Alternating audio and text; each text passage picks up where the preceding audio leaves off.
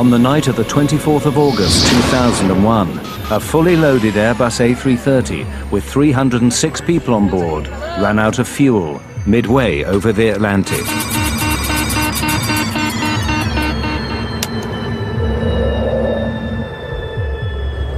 How could a state-of-the-art computerized airliner suffer such a catastrophic failure? Mayday, mayday, mayday. We have lost both engines due to fuel starvation. We are gliding now. Well, we're now at 30,000 feet at the rate of descent of 2,000 feet per minute. We have to ditch in the water. I need you to put on your life jackets right now. This film investigates what happened to Air Transat Flight 236. This is it. It's over. They're just gonna die the next 5 to 10 minutes. And the speed's increasing, 203 knots now. It's way too fast. Everybody, I need you to brace. Oh my God!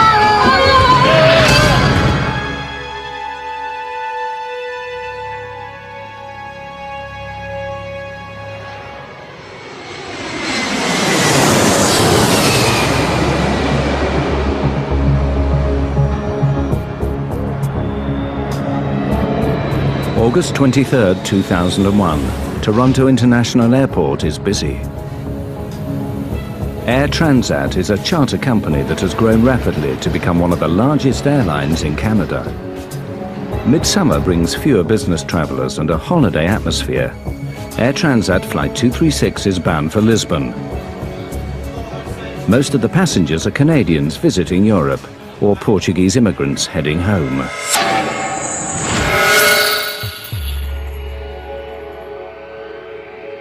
The plane, a twin-engined Airbus A330, is being flown by a young co-pilot, Dirk de Jager, and an experienced captain, Robert Pichet. Captain Robert Pichet is somewhat out of the ordinary. Captain Pichet, from the moment he gets his wing, he gets to learn how to fly in the north of the province of Quebec, where the conditions occasionally are very severe.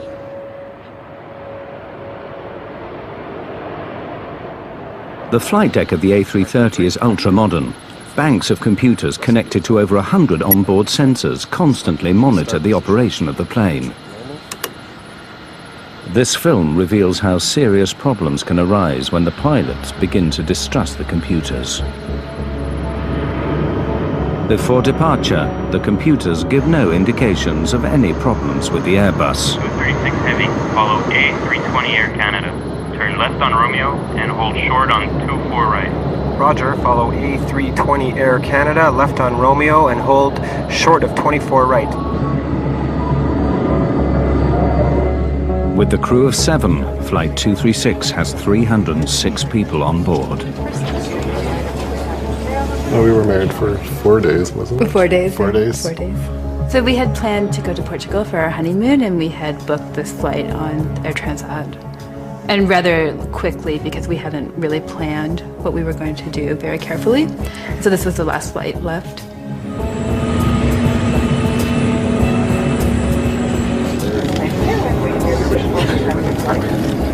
Well, boarded on this flight to go on a 2.5-week vacation with a friend of mine.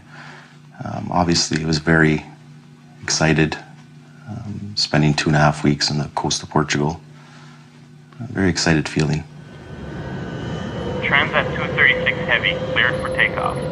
240 at 8, cleared for takeoff, 24 right, Transat 236 Heavy. At 20 minutes past 8, the Airbus A330, loaded with over 47 tons of fuel, leaves Toronto for Lisbon. V1, rotate.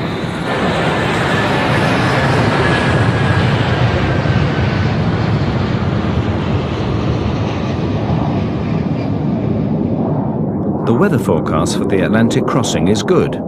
Everything runs smoothly on the flight deck, apart from a small adjustment to the route. To avoid congestion, air traffic control directs the flight 60 miles south of its original route. It's a minor alteration, but will later play a crucial role. The passengers settle down for the long crossing.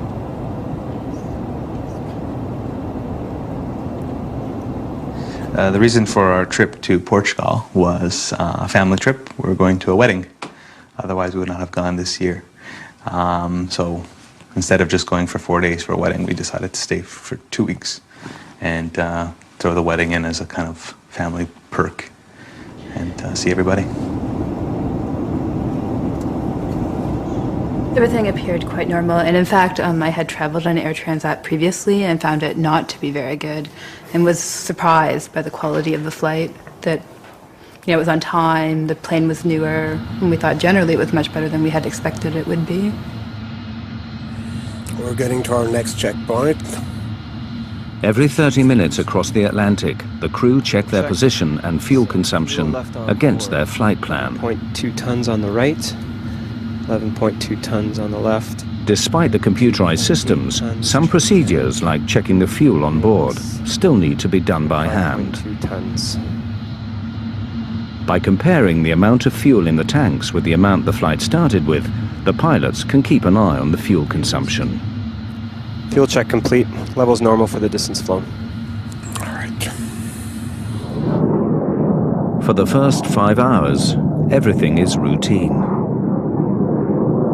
The flight crew, Air Transat, and the accident investigators have all declined to be interviewed about what happened next. This film uses known facts about the flight, standard emergency procedures, and expert opinion to reconstruct what took place on Flight 236.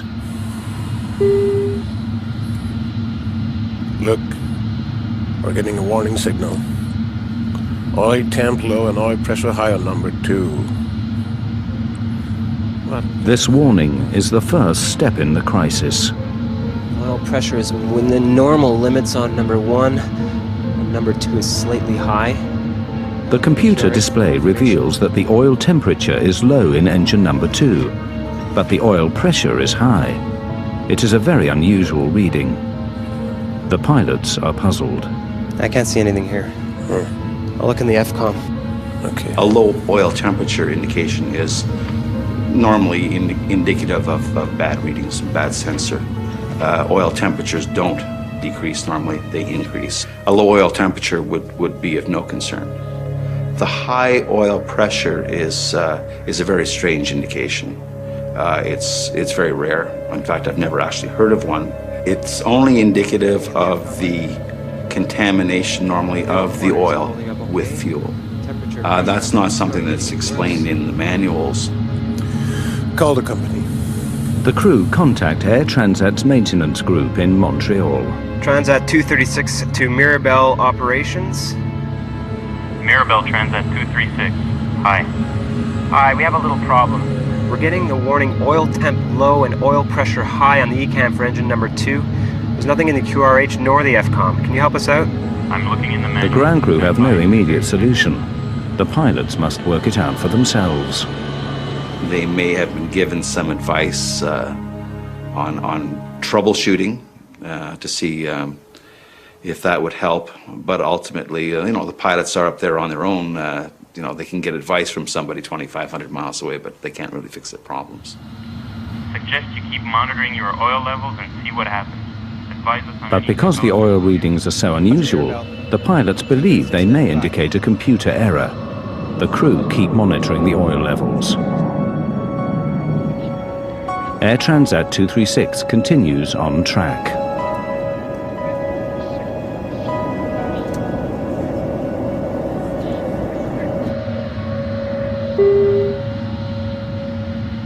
Then, 20 minutes later, a new warning. Fuel imbalance warning. Haven't seen that before. Follow all ECAM action. I have air traffic control. In the Airbus 330, most of the fuel is in large tanks in the wings. The computer has now detected that the fuel level on the right is significantly lower than the left. The crew consult the Airbus flight manual, which recommends they transfer fuel through a special cross-feed valve. Fuel will then flow from one tank to the other. But before opening the cross-feed, the pilots must be sure that the imbalance is not caused by a more serious problem, such as a fuel leak. Last fuel check was only 15 minutes ago and it was okay. No indication of a fuel leak. Keep going. Wing crossfeed. On. On.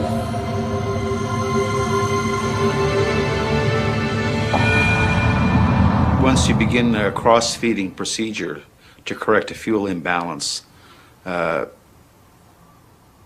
restorative action should commence quite quickly. In other words, the situation would not continue to get worse.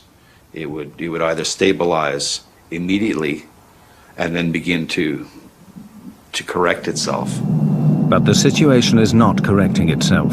Unknown to the pilots, there is a major fuel leak in the number 2 engine on the right-hand side of the plane.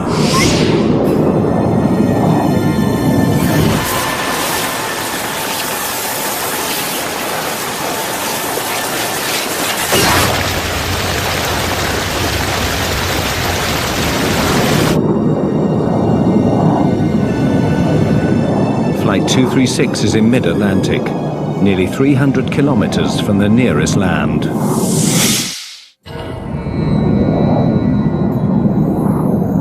"39,000 feet over the Atlantic, nearly 300 kilometers from land, Air Transat Flight 236 is in trouble. Unknown to the pilots, the right engine is leaking fuel. The plane's computer system has thrown up a series of warnings, but the pilots believe these are computer errors." Have you ever seen something like this before? No. Never. Doesn't make any sense. Yeah, even if there is a leak, it doesn't explain the alarms on the oil system. And everything was okay at the last fuel check at 30 West. Yeah. Bet you it's a computer problem. The task of finding out if there is a fuel leak is made harder by the design of the Airbus systems. The systems monitor hundreds and hundreds of sensors, and they can be affected by such mundane things as a little bit of frost or ice on a sensor can cause it to present bad data. So it's not something that would occur on every single flight, but it's something that we're quite used to dealing with. There is no warning to show if the fuel level is falling faster than the engines are consuming it. So the pilots receive no immediate indication that there could be a fuel leak. Fuel quantity isn't rising in the tanks for the right wing. Check fuel quantity. Looks very low. Hold on. When co-pilot Diego carries out the fuel calculations, he discovers something is seriously wrong. That's much less fuel than we should have. It looks like a fuel leak. Check again. Diego finds a disturbing difference. According to all the gauges, all the tanks in the right wing are way below the level they should be according to the flight plan, and there's hardly anything in the other ones. What about the trim tank? There's nothing there either.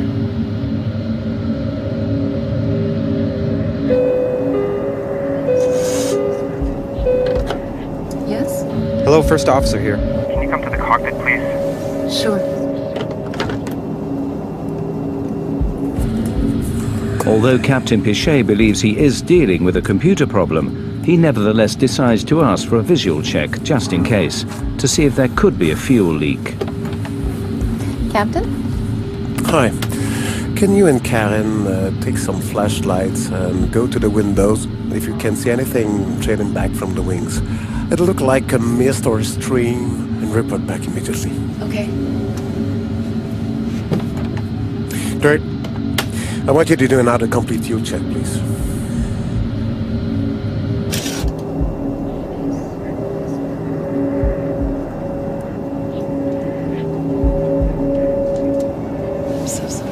In daylight, the fuel pouring out of the back of the wing would have been clearly visible. But in the dead of night, even with a torch, the fuel leaking from the engine is impossible to see.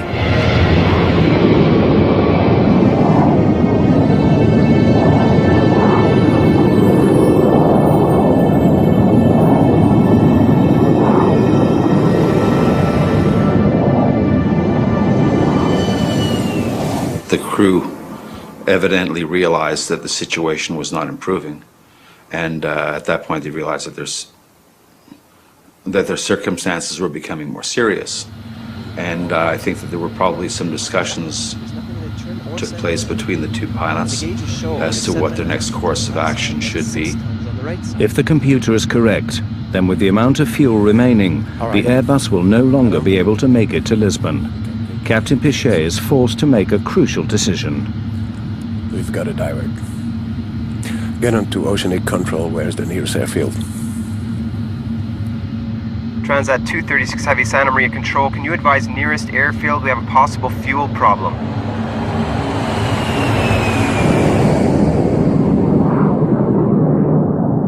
The nearest runway is over 300 kilometers away. But with the fuel remaining, Leger's military airbase on the tiny island of Terceira in the Azores should be within reach. Santa Maria Control, Transat 236 Heavy. Proceed 230 flight level 390 direct. 350 miles to threshold. Are you declaring an emergency? Stand by, Santa Maria Control. Not yet. It must be the computer. Transat 236 Heavy, Santa Maria Control. No assistance required yet. Flight 236 continues flying south for the next 25 minutes. Everything in the cabin seems normal. But in the cockpit, the fuel readings are getting worse. Must be the computer. I've checked. There's nothing in the trim or center tank. And the gauges show only 7.5. According to the fuel gauges, the plane is using fuel much faster than normal. Whether they believe the gauges or not, the captain has no choice. He must warn air traffic control. We have to declare a fuel emergency.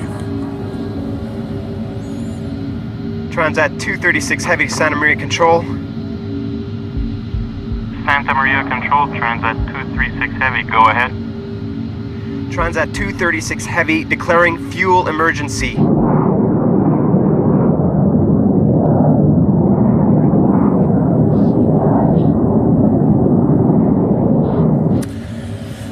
I really hope it's a computer bug.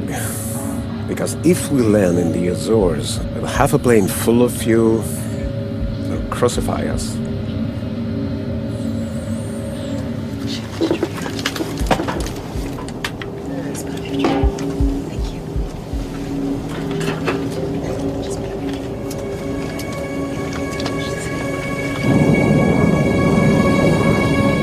But at 6:13 a.m., less than an hour from the first fuel alarm, the right-hand engine runs out of fuel and cuts out. We're losing engine number 2. I don't believe this. Okay, maximum thrust on number 1. What's going on? Miss, what's The happening? lights started flickering on and off, which I thought was kind of odd, strange. On one engine, the Airbus will not fly at 39,000 feet. They must descend quickly. Try to transfer fuel from center tank and the trim tank. Transferring. Fuel quantities reaching 0. This can't be. We're not gonna go completely dry on this airplane. All right. We can't stay at 39,000 feet with just one engine. We'll descend to 33,000 to control our speed. 236 Villages Tower. We have lost one engine. Engine flame out. Roger, Transat 236. We can see you on primary radar. You are at 135 nautical miles from Lajes Field. We are 135 nautical miles from Lajes Field. Well, there's a whole lot of critical things go on.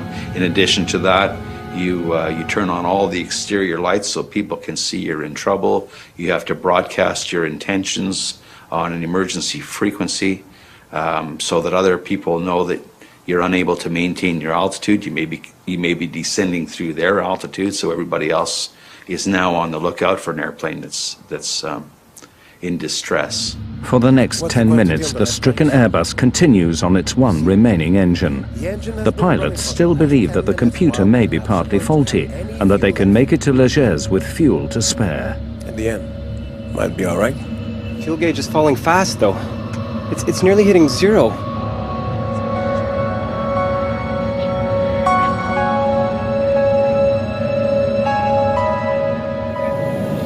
But 13 minutes after the right-hand engine cut out, and with 130 kilometers still to go, the left engine begins to fail.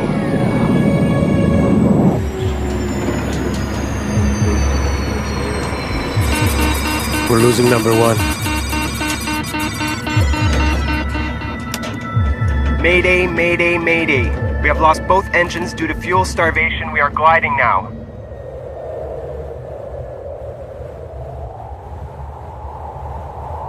One of the most sophisticated airliners of the modern era, carrying 306 passengers and crew, is now nothing more than a giant glider, drifting steadily down towards the ocean.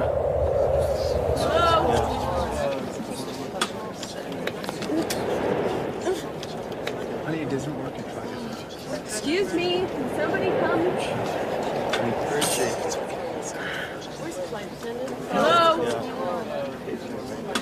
You can literally hear a pin drop. The exterior, there was no sound in that plane, in that cabin at all. A lot of people were praying and screaming for God.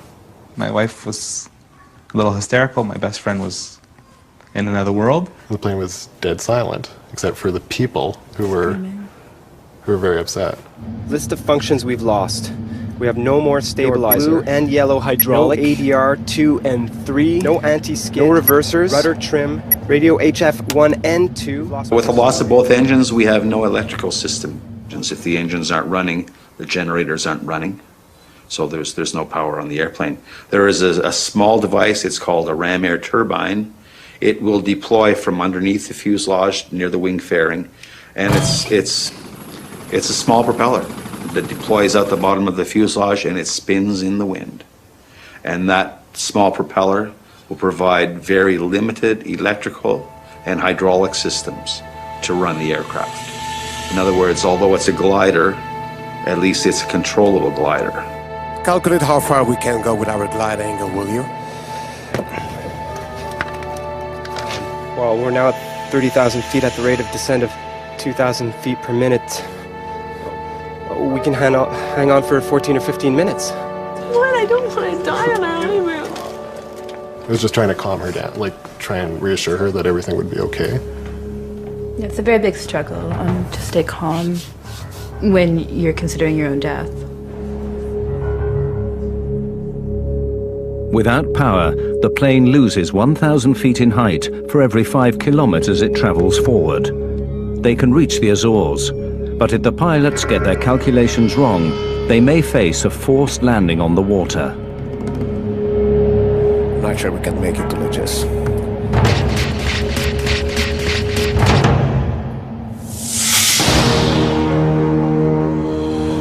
Air Transat Flight 236 is now drifting without fuel over the Atlantic.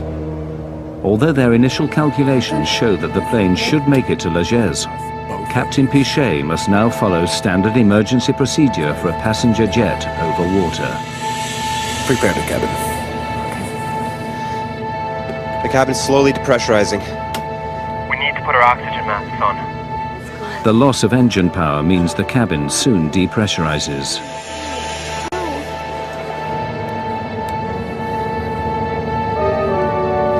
Everybody, please, I need your attention. We're preparing to ditch the plane. I need you to put on your life jackets right now. Within probably, I'd say, 2 minutes, I saw flight attendants with life jackets in their hand running down the aisles. And obviously, that was a sign of fear. What was happening was the first question that popped in my mind. I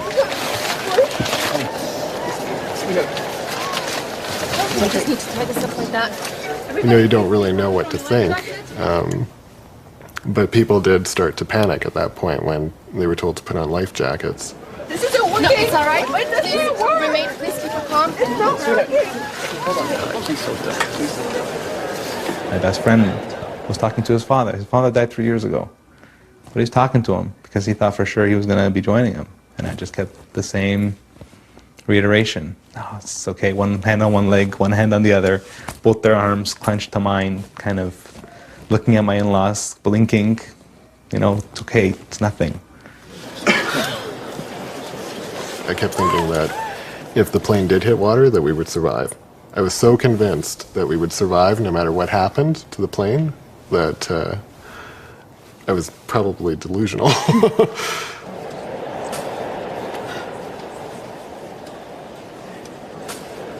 fear just suddenly just kicked in from my toes straight up to my head. At that point, they started instructing us and giving us instructions of what to do in this procedure. Take off your shoes was one of them. Don't inflate your life jacket until we hit the water. Get into this position when we hit the water. It was a lot of, it wasn't like ifs or maybes. It was, this was going to happen. This is the real deal. Ditching a large passenger jet on the water presents severe hazards. If the Airbus 330 has to make a forced landing, the chances of survival are bleak. In my personal opinion, I don't think these airplanes would make very good boats. Typically, an airplane with a low-mounted tail like this, as it enters the water, one of the first things that's going to hit the water is the tail, and it's probably going to be ripped right off, and the fuselage is probably going to open right about there. In 1996, a Boeing 767 ran out of fuel off the coast of East Africa. Its last moments were caught on amateur video and reveal what happens when an airliner attempts a controlled landing on water.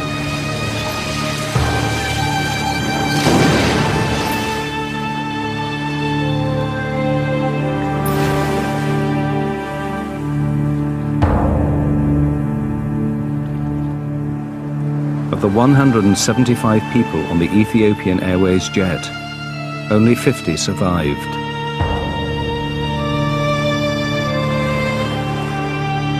The chances of it surviving a ditching and floating for very long are not very good.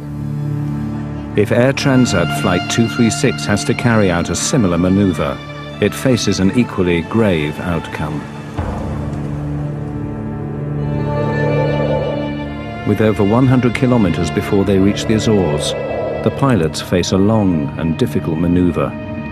They need to keep the plane gliding for more than 50 minutes to reach the Azores.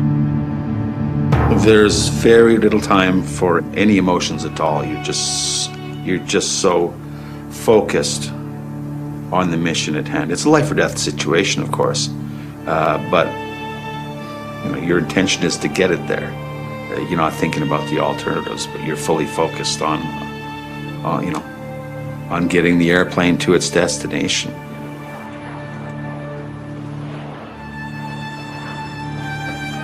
Transat 236 Heavy to Lajes Tower.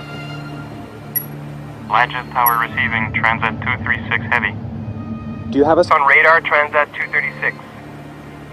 We have you on primary radar. Confirm you're at 80 miles out. Your heading is good.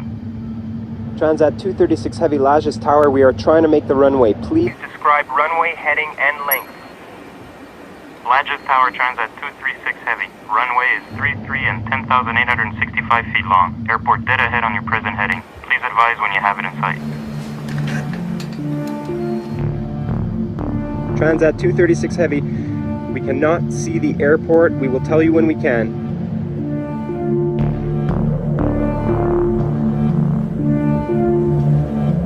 As the minutes tick by, the long wait for those on board is agonizing. That's it. This is it. It's over. They're just going to die in the next 5 to 10 minutes. I had contemplated the idea that we would die, certainly. And kind of I think in that moment you can accept it more than you think you would accept it. I never thought I was going to die. I was in a little bit of a state of distress. I did my best not to show it, to try to keep the cool, calm, and collected, but there was certain times where I wasn't sure if we would make it. The torture of the whole fact that you're gonna die, which I totally thought I was going to, is worse to me than dying. If I'm gonna die, just kill me now. Just get a gun and shoot me, or just let this plane go down and nosedive into the ocean and then just die instantly. On the ground, emergency services prepare for the crash landing of a fully loaded airliner.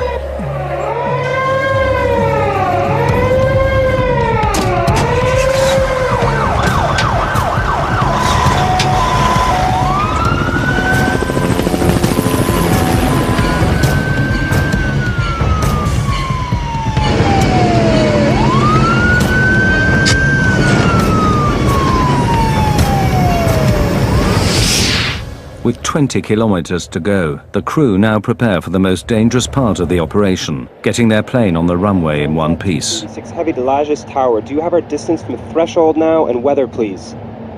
Roger, Transat 236 Heavy. You are 8 miles out according to primary radar. Airspeed 280 knots according to our readings.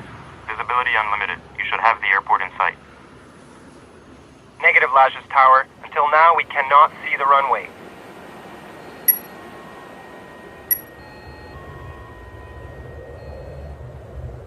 There is no room for error. Without power, the pilots have only one chance at landing. If they miss or overshoot the runway, the results could be catastrophic.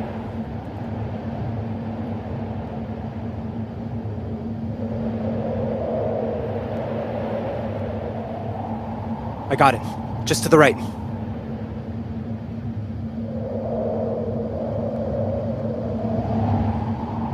Minimum RAT speed is 140 knots. Maximum speed for gravity gear extension, 200 knots. I'm not lowering the gear until the last minute, okay? Okay. The crew struggle to lose height and speed for landing. Roger, Lajes. 6 nautical miles. Let's open the slats. It'll slow us down a bit. Slats out and locked.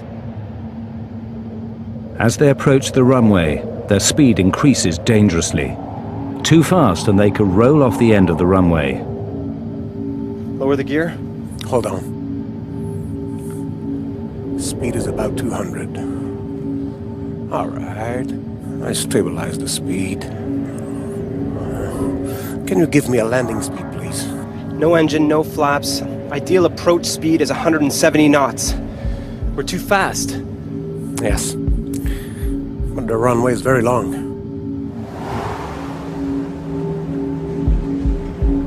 Captain Pichet now performs a difficult series of swerving maneuvers to slow the plane down for landing.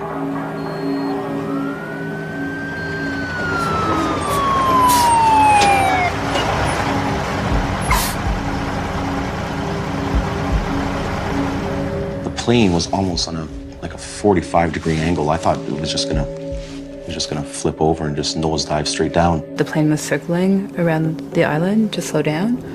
So then we saw land and then we saw water. And when I saw water again, it really struck me that, you know, our chance for survival had maybe was gone. The runway is long. Yeah, sure, but at the end there's a 400-foot cliff. If we don't stop in enough time, we're toast. We're dead.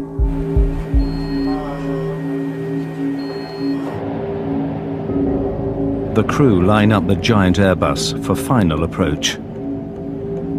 Landing gear down and locked. 3 green. No flaps. Only the emergency brakes. No spoilers, no reverse thrust. 4,000 feet, 195 knots.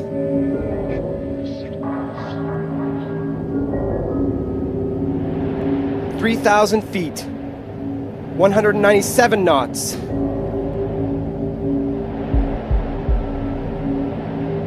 "2,000 feet, 200 knots. Alert the cabin. Cabin crew, 1 minute to landing.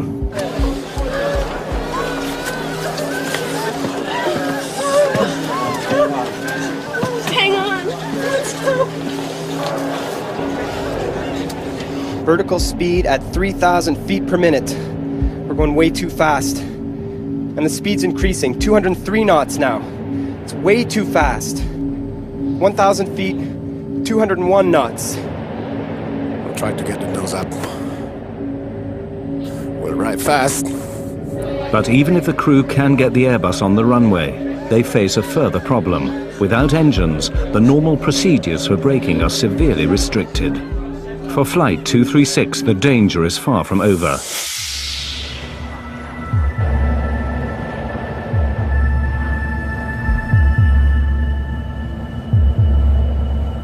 The pilots must land the plane without power and somehow get it to stop.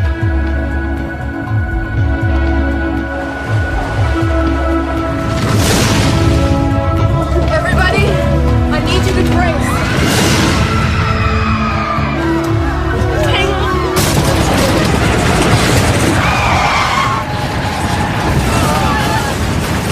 Airbus hits hard at high speed. The tires have blown! Captain Pichet tries to hold the nose down.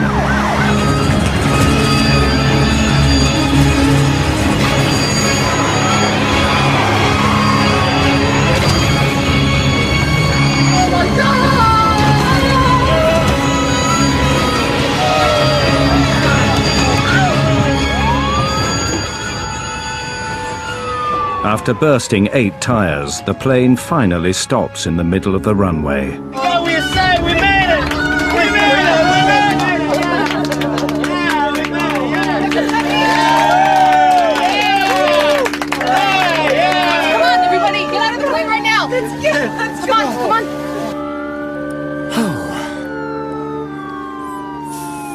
on! Told you we'd make it.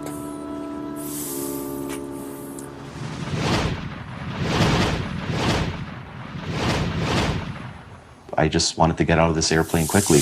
I jumped, I hit the ground hard. I don't think my rear end actually even touched the chute at all. I didn't slide down the slide. I ran down it. And they're just, get out, get out, get out. So you're just running out of this aircraft. What in God's name just happened? I fell down to the ground, literally, and I started crying. I mean, once you're off the plane and you're evacuated, you want to know what happened. Pichet and de Jager had flown their Airbus without power further than any passenger jets in history. As news of their remarkable achievement spread around the world, they found themselves reluctant heroes.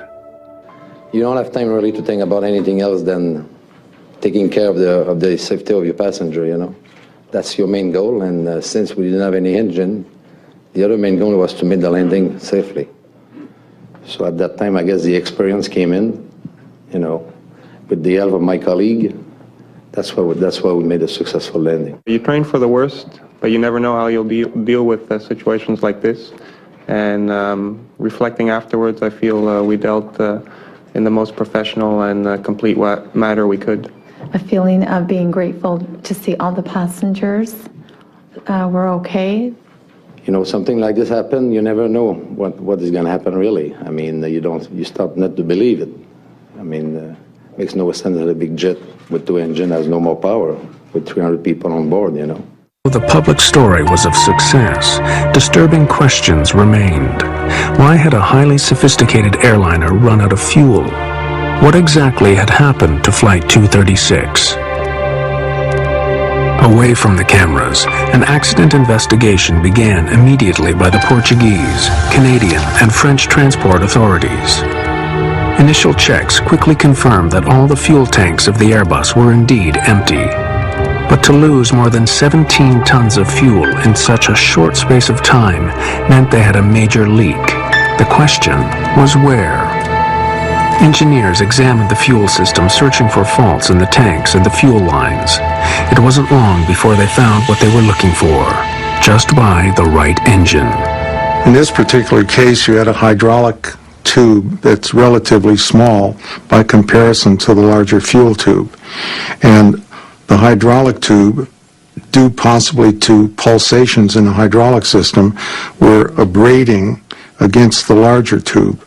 And eventually the larger tube had a leak in it, and the leak, or not the leak itself, but the hole eventually possibly led into a fracture of the tube, allowing this massive fuel flow outside of the engine. The investigators began checking Air Transat maintenance records. They discovered that on the 19th of August, 5 days before the flight, Air Transat had removed the right-hand engine for maintenance and installed a replacement unit sent by Rolls-Royce. But as they analyzed the repair logs for the engine, they uncovered a shocking mistake. This was not a case of faulty design, but of faulty maintenance. Rolls-Royce had supplied the engine without a hydraulic pump assembly. To overcome this, Transat mechanics had used the parts from an older engine. But they didn't fit properly, and the pipes had been rubbing together for 5 days, until midway over the Atlantic, one finally broke. The engine was delivered minus these 2 tubes and a bracket. That the purpose of that bracket was to maintain adequate clearance.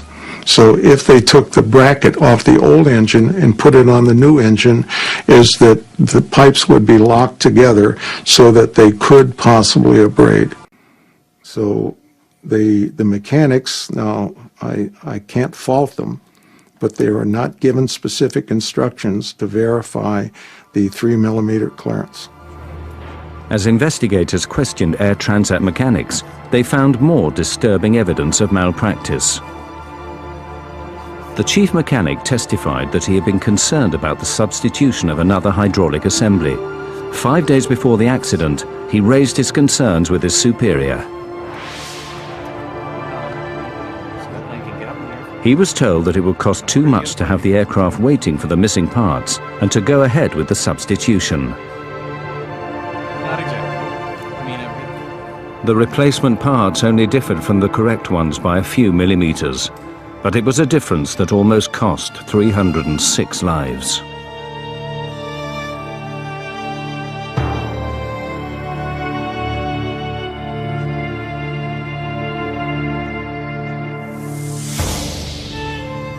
A few days after the accident, Air Transat publicly accepted responsibility for the faulty maintenance. We have to realize that there was a small mistake made in terms of changing the pump. We installed it, but then some pipes, so to speak, were needed to be connected to the pump, and there was a mismatch. The immediate consequences for Air Transat in that event was that they got to pay a fine of $250,000, which was the highest ever in Canada, for an error that could have been prevented. How someone that is supposed to be qualified in their job can put the wrong part onto an engine and risk 300 people's lives is beyond me. This incident is a very strong reminder that regulation is important and safety is important, and lives will be lost in the absence of that. And they're real lives. It's not just, you know, this imaginary figure in your head of 300 people. It's real people who suffer and continue to suffer as a result. If it hadn't been us suffering, it would have been our families. This was by no means the end of the story. Investigators now turn their attention to the cockpit itself.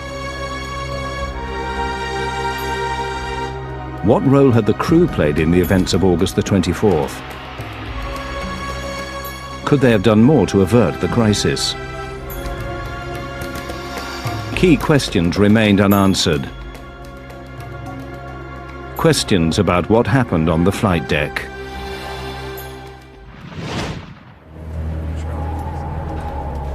The investigation into Air Transat Flight 236 discovered that basic maintenance errors had led to the fuel leak. Air Transat accepted responsibility and were heavily fined. But the focus now turned on the flight deck and the performance of the crew. What part did they play in the fuel loss? Wing crossfeed. On. On. When the crew opened the crossfeed valve to transfer fuel from the left wing tank to the right, they lost 17 tons of fuel in less than 30 minutes. Yet they failed to close the crossfeed valve and prevent further loss. Mayday, mayday. We have lost both engines due to fuel starvation. We are gliding now. In the days after the incident, Captain Robert Pichet and Dirk de Jager were called before the inquiry and asked in detail about their actions. More than 2 years later, these findings have still not been published. What follows are possible explanations for the course of events that night, based on known facts and expert opinion. Oil temp low and oil pressure high on number 2. The warnings of high oil pressure and low oil temperature from the engine on the right wing would not have led the pilots to suspect that there was already a major fuel leak. The indications that were being presented with respect to the oil system would probably not give the crew any indications. They may have questioned what was causing the erroneous or strange indications, but there's nothing certainly in my mind or their training I think that would have triggered them to suspect that a fuel system might be involved. Bet you it's a computer problem. But although the pilots thought they had a computer error, the oil warnings were actually correct and were the first indication of a much more serious problem. Fuel imbalance warning. Haven't seen that before.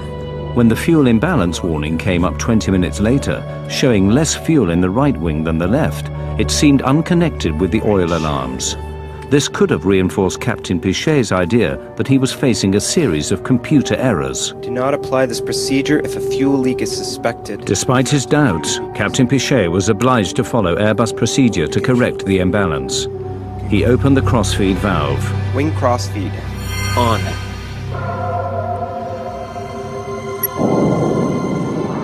But was following the checklist enough? You just can't idly flip switches in response to commands from the computers and anticipate that all will be well at the end of it. Once the checklist is complete, we can sit there fat, dumb, and happy. That's not the case at all. You got to keep second guessing it. Is that right? Did we do the right checklist? Have we got the results that we need? Once the pilots calculated the high rate of fuel loss, they should have suspected a major leak. Transat 236 Heavy declaring fuel emergency. By the time they had confirmed the leak, their options were severely limited.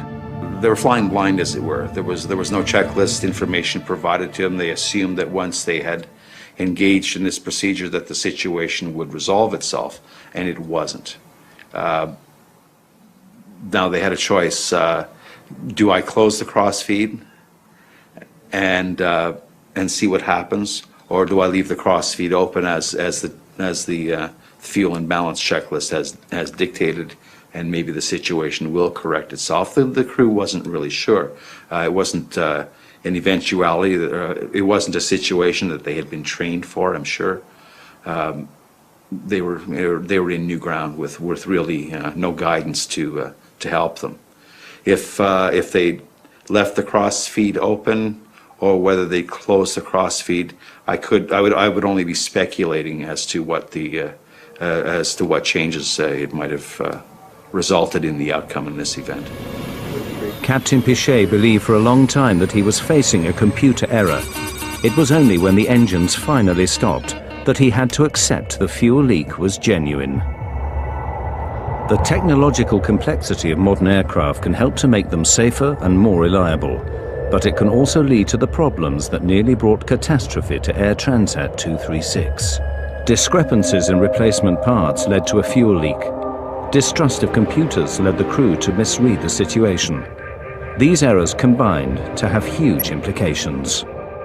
Only because air traffic control initially sent the plane 60 miles south to avoid congestion was Flight 236 close enough to the Azores when the crisis struck. Otherwise, it would have had to ditch in the ocean. The investigation remains unpublished. Airbus blamed the pilots for mishandling the fuel leak. Robert Pichet and Dirk de Jager continued to fly with Air Transat. In August 2002, they received the highest honors of the Airline Pilots Association for the longest glide ever accomplished in a passenger airline. After the accident, Airbus modified its checklist in the event of fuel imbalance. From now on, the computer checks all the fuel levels on board against the flight plan. It now gives a clear warning if more fuel is being lost than the engines can consume. Rolls-Royce has reissued a service bulletin, alerting all its clients of the incompatibility of two almost similar parts. For the passengers trapped on Flight 236, the trauma has left them with mixed feelings. All right, I stabilized the speed. This accident wasn't caused by simply one omission by any one individual, as is typical of most aircraft accidents. There's a whole chain of events, a whole series of events that lead to the incident or to the accident, and this accident was no different.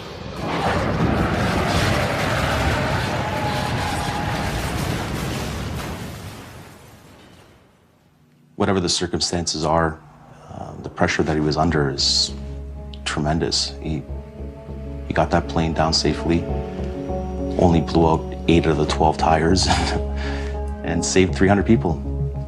He saved 300 people's lives.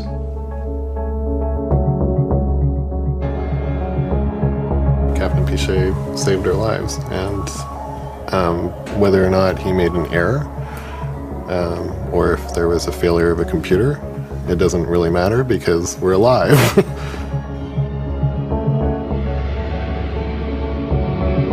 Do I think he's a hero? No. Do I think he's a hell of a pilot? Yes. Thank God the islands of the Azores were there and basically saved our lives. But if that fuel pump broke 5 minutes beforehand, we would have ended up into the water, and I probably wouldn't be here to tell the story.